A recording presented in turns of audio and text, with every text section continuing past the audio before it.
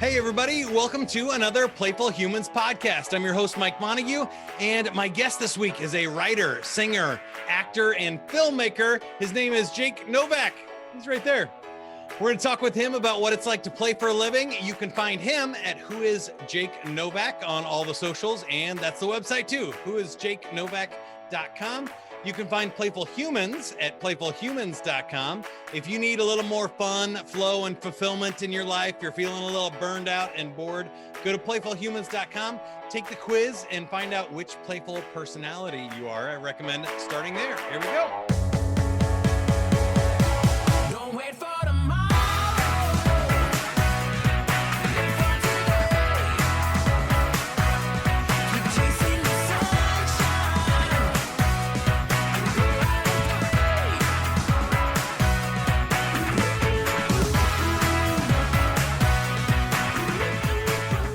Jake, we like to start with the joke of the week. You have a joke for us. You want to start with your joke? I do, yes, I'd love to. All right. What does a baby computer call its father? Data. I don't know. Data. Data, yeah. Data, nice. I have one for you. I never take children to the symphony. You don't want them to see the orchestra. Don't take children to the symphony or orchestra. There's too much sax and violins. That's true. I can't argue with you on that one. That's real. I thought as a musician you would like that one. I did. Maybe we start there. Tell everybody you have one of those playful careers, which I think is fun. Almost everybody we've interviewed. When you're playing for a living, kind of piecemeal together a lot of different things and do fun stuff. So you have parody music videos on your website. Yeah. You do writing for comedy and shows, acting in those, and then making your own stuff as well. What was life like pre-COVID for you, and what has it been like the last 12 months? Oh, I don't even know if I remember. As far as I know, COVID is life at this point. There's only one way. But no, I'll do my best to remember. Yeah, I mean, kind of like you were saying, it's a hodgepodge of a lot of different things. So I'm lucky that I get to do a variety of different stuff. My main work generally in the pre-COVID times came as a singer. So I work as a singer at Disneyland, actually. Nice. I've been there for many years at this point, singing with the Dapper Dan's Barbershop Quartet, which is a great gig. You know, it's so much fun and such good music to get to sing there, and to get paid to do it, you know, is quite a thing on top of that. So I used to do that a lot of the time, and work as a singer just in sort of one-off gigs around town. I live in Los Angeles. Disneyland, you know, kind of makes sense. Yeah. So doing gigs here and there around, especially around the Christmas season. So, you know, staying in music, I do also like some music direction and arrangement, some of which I've gotten to use recently in my own content, which is fun. But yeah, so those like are the kind of musical things that keep me going. And I also work, like I said, as an actor performer. I would do, you know, like comedy shows around town, and I used to do like plays and musicals a lot. I've slowed on those in recent years just for focusing on other things. But that's what I came up doing. I started doing musicals when I was like 9 years old, and it just have been doing them since then. So that stuff's very close to me. Spent a lot of time doing that. And as a writer, I mean, I do most of my writing for myself at this point. So I write like, you know, hoping to work in like film and television as a writer for those media. But at the moment, like you mentioned, I've written some parody videos and short films and things like that. So all just kind of things where I'm trying to get to like use all the different things that I do and put them together in one, and then film them as well and put them up on the internet, make some fun things. So, yeah. Yeah, it seems like you're having a lot of fun with those. There's definitely some good COVID parody stuff you've got going on and Yeah. leveraging that. I think it's fun to see a lot of creative people having fun with that and coming out of content. I was telling somebody else the other day, I think it's weird because all the production stopped on stuff too, that we Yeah. didn't quite like. There was this huge need for content, but kind of a content hole at the same time. Yeah. But then creators were spending a lot of extra time writing stuff. So I feel like there's a wave of stuff in the next year or two that's going to come out that's going to be really awesome, really strange and innovative, and really good stuff. I think so too. I mean, it's one of the strange benefits of having, to be quarantined for so long. And I live alone, so it's just me in here. And like, you have nothing else to do but just sort of sit around. And why not use that time to work and be creative? Like, for me, I work best when I'm just like able to set up a routine for myself and like not have distractions, wake up, sit down at the computer and start working every day. And I get to do that right now with pretty much nothing else on my schedule. So that's really kind of an amazing thing. Obviously wish it weren't so that I could like hug a friend. That would be cool. Right. Looking forward to that. Yeah. But for the time being, it's pretty incredible to have the opportunity to just, and be fortunate enough where I'm able to just kind of do that, lock myself in and work on stuff. And for me, like I have film equipment as well. It's all hidden back there behind that, little wall. And so I can just, pull it out and when I'm ready to shoot something, just shoot it here in the setup that I've got, put up a green screen if I need to. And I have all that I need. It's a lot of extra work compared to what it would be, if I could have other people coming in, more of a crew or, a set mentality. But for what it is, there's still a lot of potential here, which I think for me personally has been pretty eye-opening, just to see all the possibilities we can do just from inside. It's pretty wild. Yeah, I think you bring up a great point. It's weird that we all kind of got spoiled too with that help. I noticed that for myself. It's like, oh, it's gonna take like 30 minutes to set this up. The shot, and you're like, well, what are you doing? This is for fun. It's a Saturday. You have all day with nothing to do. Exactly. Why don't you take 30 minutes and set up the lights and the camera? Right? Yeah. But it is funny how we've all got spoiled. Like, there's nobody to do this. I have to do this all myself. Or now I'm gonna have to edit this. It's kind of funny. It is. I think. But that's the way I'm sure we both started when you're a creative professional. And I wanted to roll back there too. You did mention you kind of came up in musical theater. Have you always done this? Did you ever have, quote, a real job or what'd you go to school for? And then how'd you get started? Yeah, well, I mean, I went to school for acting. I came up, so like I said, I started when I was 9 years old. I did like an audition for the spring musical at my local high school. They needed a bunch of kids to play the orphans in Oliver. And my mom was like, "You're going." And I was like, fine. And then I got in and I really loved it. And I just kept doing shows from then on, like got an agent when I grew up in Chicago and got an agent like working there and, did book some small jobs, got a commercial, here and there. And really fun stuff. I love doing it. And I went to study acting in college. I went to Emerson College in Boston to study that, which was a great time. Love Boston, love that school. And after that, I realized that I had been on a theater track for the entire time. And along the way, I was just like, man, I think I really love film and television, because that's the time I had just started discovering, and the shows were still fairly new at that point, but shows like Breaking Bad and Mad Men, which were absolutely just blowing my mind, from wait, that's television? That's not, that's not what I grew up with television being for most of us, I'm sure. And so to see that, I was like, I want to go where that is. And so I came out here to LA and just started making my way doing that, and finding auditions for myself. And pretty quickly, I wasn't booking huge jobs and rolling in dough, but I was getting work, making connections, and I got a pretty good network of people out here, in not a terribly huge amount of time, which was great. And so that just, led to me getting, bigger and bigger things, and then, eventually getting an actual kind of stable job to perform, at Disney, which, has been a huge sustaining thing for me, over the past 5 or so years that I've worked there. So yeah, I think that's huge. I hear that from a lot of people for sure. Is you got to kind of make your way through it, and you got to start by doing it, and you take crappy jobs and anything you can get and free stuff, and then you get a little bit better pay until you find a steady gig like that, and then that's the thing. Yeah. I mean, the first gig that I got out here, the first job that I booked, it was a musical. And it was one of those, and I was an understudy in the musical. And it was such a low paying contract. They only paid you Like they didn't pay anything for rehearsals, and they paid you $20 for every show that you did. That was your entire pay.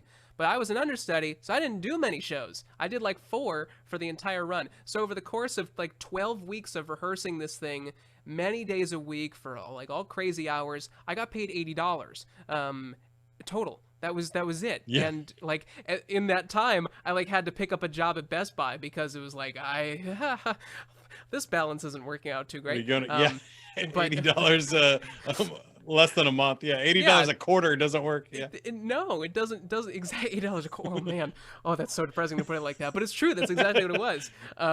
And yeah, so but it was like I was willing to take the hit at that time. I was 21 years old, you know, straight out of college. What you do. But I definitely like there was a hunger for it, and that was just like cool, like whatever we need to do, we're gonna make it happen. And luckily I haven't had like a, you know, sort of like a real job, quote unquote, since that Best Buy thing that I did for a couple months and then left. But you know, I have this thing at Disneyland. I also worked at Universal Studios for several years, like doing tours of the backlot there in Hollywood, which, you know, sort of is a day job. I considered it a day job, but it's also so much different than you know, a regular job of selling shirts or, you know, anything like that. Like I got to actually be on movie sets and walking, you know, looking around the studios and learning things about movies and TV, which I loved so much. So it, you know, a lot of times didn't feel while doing it, it wasn't so much work, which was great. It was really valuable experience. Yeah, I think that is kind of the same way that I've been in my career, is I try to pick day jobs that are fun and anyway, and figured even when I got out of college, I figured I might as well get a restaurant job because I get a little mini table. I get a little mini audience of 2 to 4 people every 15 minutes. I might as well like practice, and I meet a whole bunch of people too. So I figured that would be the way that I would meet people. And I haven't told the story on this podcast yet, but it was weird that it worked out for me. The bar I was working at had a karaoke night, and the lady that owned the karaoke company happened to be doing that show. And I was just getting up there goofing around and, you know, yelling at people. And I knew everybody that worked there and stuff. And she's like, you'd be good at hosting these. And I'm like, well, how much does it pay? Working in a restaurant sucks. Right. You know? And so I started doing that. And then I did karaoke contests for the radio stations, and then met the radio people that way. And then ended up getting a weekend job there and stuff. But it is funny how that worked out. My mind was like, well, if I at least get up in front of people at a restaurant, even, I'm going to meet people. I can be funny. I can network and turn this into something, rather than sitting behind a computer, not meeting anybody, you know, in a day job wasn't going to help me get anywhere closer. No, totally. Yeah. I think it's great. Like as much as you can find the opportunities to like, to exercise the muscles that you're trying to strengthen while still, you know, getting your paycheck. Like that's such a win-win. Whatever, however you happen to be. I mean, yeah, like I said, even if it's a restaurant, there's totally opportunities for that. And I haven't asked a guest this question yet, but I'm interested for you about building your own audience, because I know you've made cool YouTube videos and music stuff that really, that's kind of the long-term sustainable thing, that when you can build your own audience, you don't have to rely on anybody else to pay you to get on stage. You get to pick what you do. So how long have you been working on that? And you know, what are your thoughts around that for people these days? Yeah, I mean, honestly, that's kind of a more recent thing for me. I think that, you know, I think people of my, you know, general age, like we've been sort of coming up with Instagram, you know, like sort of around the same time, and sort of some people have been leveraging that tool a lot better than others, and I don't know that I've been one of the best ones at that, because mostly like I find social media just like sort of I start looking at it and then I just never stop looking at it, and before I know it I haven't done anything all day and I'm like, this is terrible. So I try to you know, keep my relationship at a comfortable distance, so I actually do stuff professional level for sure. Exactly. We're acquaintances, we're not that close. But I, you know, when I started putting out videos more consistently this past year in 2020, it definitely came more to the top of my mind of like, oh, okay, so now I've got like an influx of more people who are paying attention and who maybe like want to hear or see what I'm doing. I'm not saying it's like millions of people, but it's still Right, whatever yeah. you got, you want to cultivate, right? And so I learned very quickly. I had one video that came out at the early parts of very like early days of the pandemic that was just like sort of a PSA about the importance of staying at home. I called it the Corona hoedown. It's sort of like a rough parody of like the Whose Line Is It Anyway hoedown. Yeah, right. And it took off far beyond my expectations. It got a lot of attention, but it also got like some people, because quarantine became a political thing, of course. Like there were some people who were really anti what I was saying and were leaving some not so lovely comments down there. And it's like, okay, like that's cool. And it was like, obviously I didn't necessarily pay the quality of the comments much mind, because I was confident that what I was saying was accurate and helpful.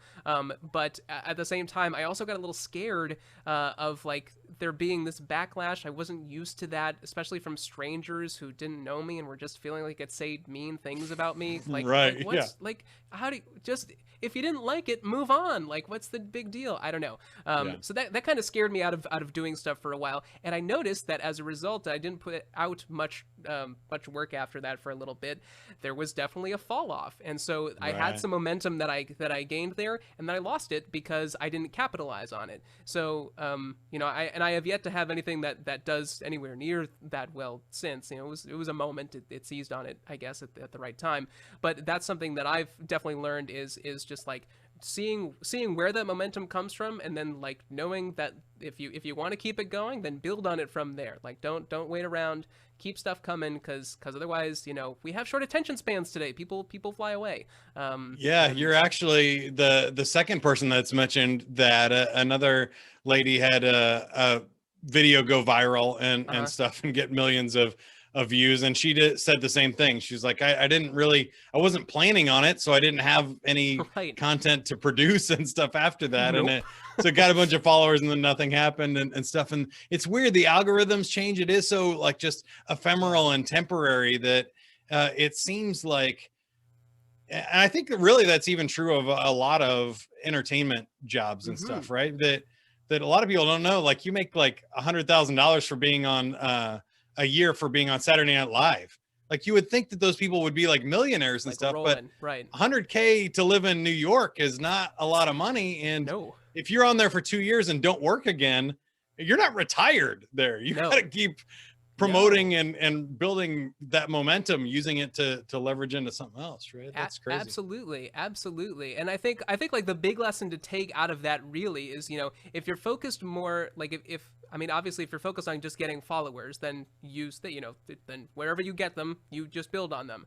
But also like, for me, like, this is going to sound very holier than thou, but I don't mean it to. Yeah. But it's like a follower count isn't what I'm after. Like I'm trying to make things. I hope that people will see it and resonate with it. And a follower count can like help me achieve that. Can like help me get to the career goals. But I'm not like looking for, I want to hit 100,000 followers. Like that's not a thing I'm searching for. I'm just trying to make things. And so I think that there's also a way of looking at it of just like focusing on what you are doing and creating the stuff that you want to make and putting it out when you can, and when it feels like it's the right time to. And then you take what you will, or what comes of it as it does. But also just like, being motivated more by the actual work and not by, a result of it or some sort of goal of notoriety or something like that.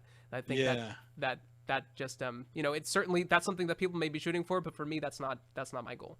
Well, I think that's really important, because I think people that are sustainable, you get burned out, right? If it becomes a job and you're doing it and chasing numbers, you get burned out and it's not fun anymore. But when you're doing what you love and you're doing what is fun for you, it is sustainable, and you're looking to just keep the game going. So this is also something we haven't talked about yet, but the idea of a finite game versus infinite game, that if you're trying to play this finite game of winning and getting paid for this piece of content, it's not sustainable. It keeps running out. But if you're just playing an infinite game of, I want to keep making cool videos or writing great music, then you just need enough money to make the next one.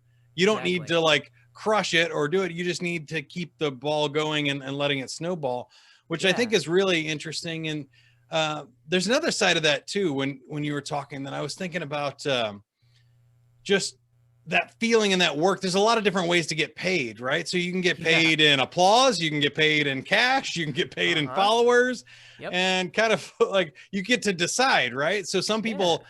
choose the followers, but then they're getting 10 cents per 1,000 views or something. Right. It takes a Right. lot to make money. Where I hearing kind of from your career and mine, I've seen is like you can get paid $10,000 to do one show or Yeah. one private corporate gig, Mhm. which is a lot better. So then I don't need to worry about follower count. I need to worry about how many corporate gigs I get or how much exposure I get. There are a lot of Yeah. different ways that I think makes it complicated, but also makes it interesting. And you get to kind of make a lifestyle choice there of what career you want.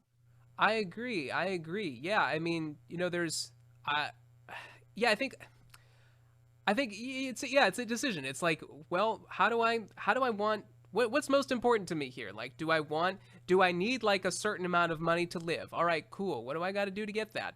So whether that's picking up odd jobs or like, sometimes I pick up like web design client, like I design my own website, and I occasionally design websites for other Same. people. So I need, great. So, you just like, you pick that up when you need to. And it's like, you kind of just, you do the things that you need to make it work. But something that I'm realizing a lot right now is even just like putting the work and put like the effort of creating and making stuff, like just putting that above everything. Because I spent a lot of time like really scared about money, and like I have crazy budget spreadsheets. I track every nickel and dime that I spend, and part of that's fun because I just like spreadsheets, but also like it has given me a lot of anxiety over the years of just like, where is this money gonna come from? And I find that I've been lucky that things have worked out, and I've been able to make the rent,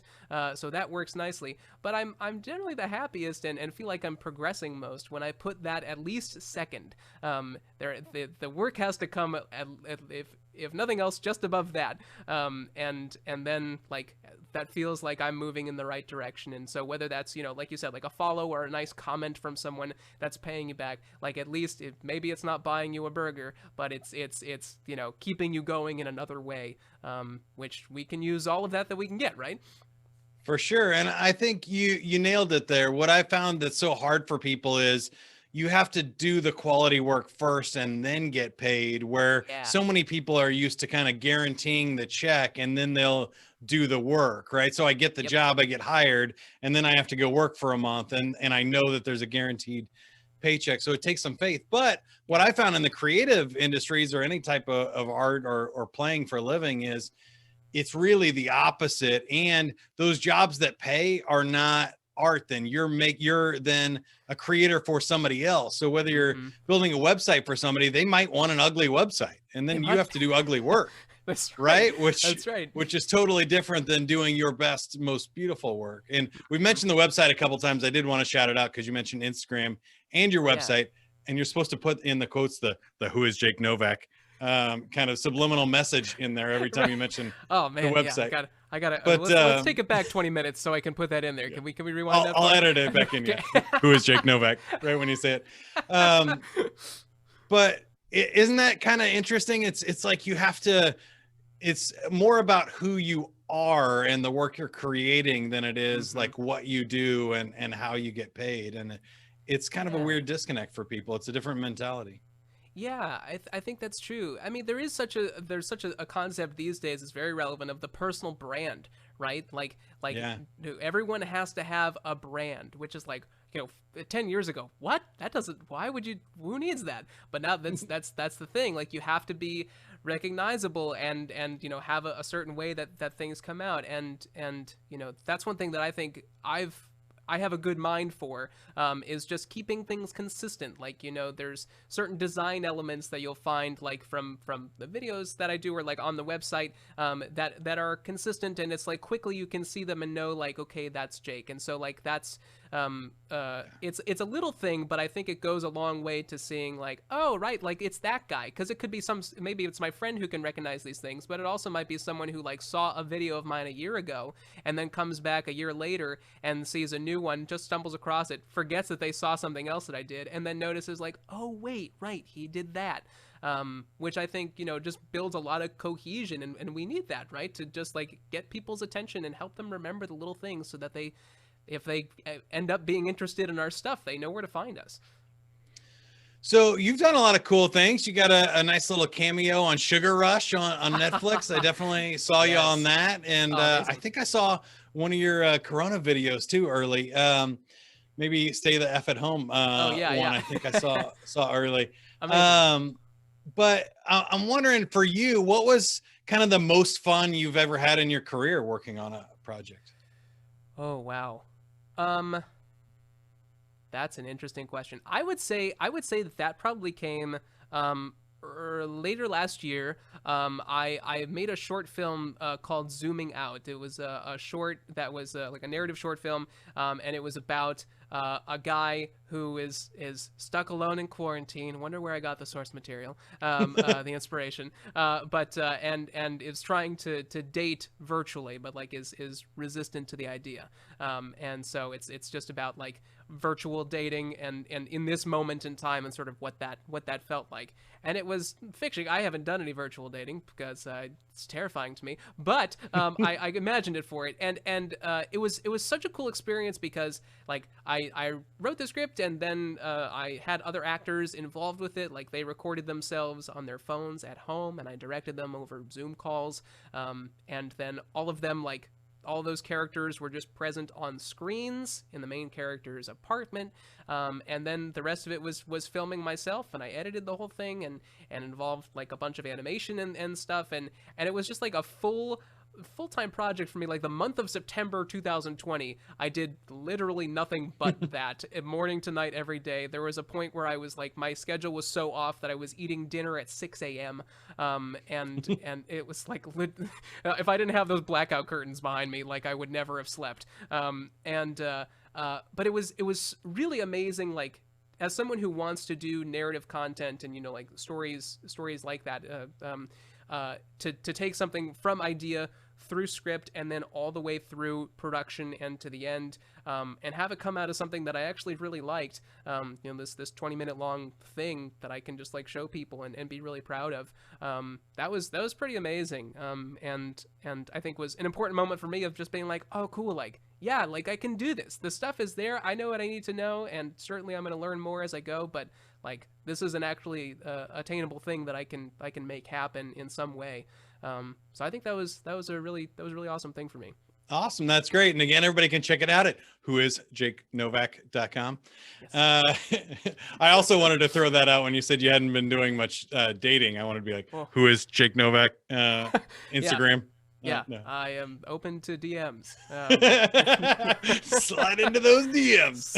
All right. So we like to end with a game here, but I always say you can't force fun on anybody. So would you like to play or would you like to walk away? What do you think? I am in. The walk away made me feel very Who Wants to Be a Millionaire, but that's a game itself. I love that. I can't change the lights and music on your end, but yeah, we'll get.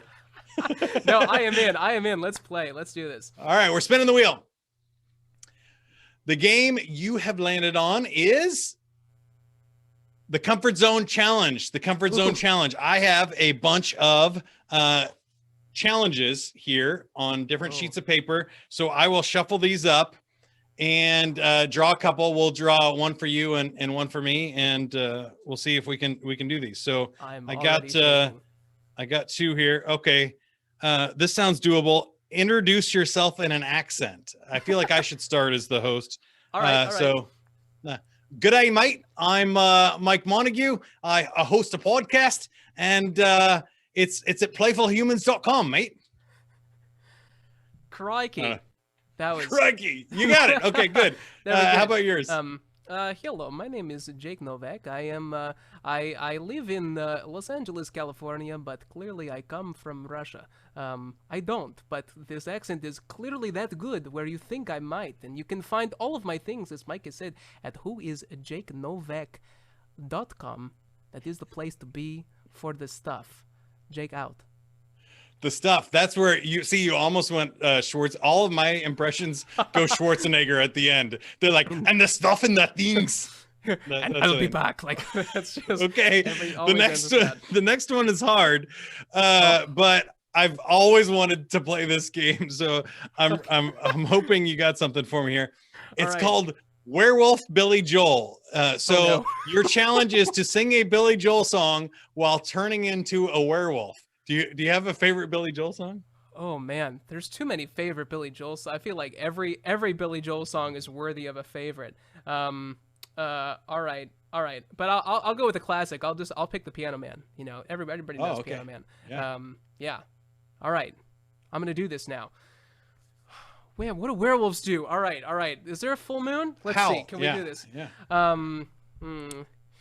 Sing us a song, you're the Piano Man. Oh, sing us a song tonight. There's a full moon. Well, we're all in the mood for a melody.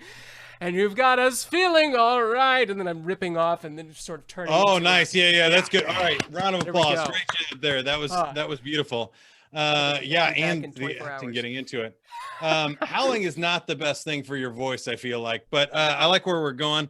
And you're a better singer than I am. So let me see if I can do this. I believe in you. I was thinking like, ow, for the longest time. Ow, for the longest time. That's great. Right. That was such a natural choice. You killed that. Well done. Well done. I was just trying. I was turning into a werewolf a little early at the beginning instead of the end. Okay. But that's you know, as far as I know, werewolves, they don't really control when they turn into a werewolf. It's just a thing. Certain time of day it happens, and you got to just roll with the punches. So I'm here for it. You got to go with it. All right, awesome, Jake. I appreciate you being on the show again.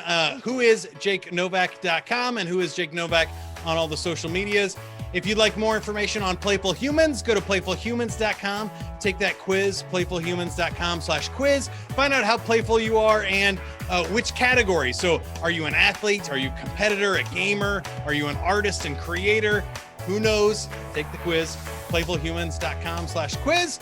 And don't forget to subscribe to the podcast, iTunes, Google Play, Spotify, wherever you listen to podcasts.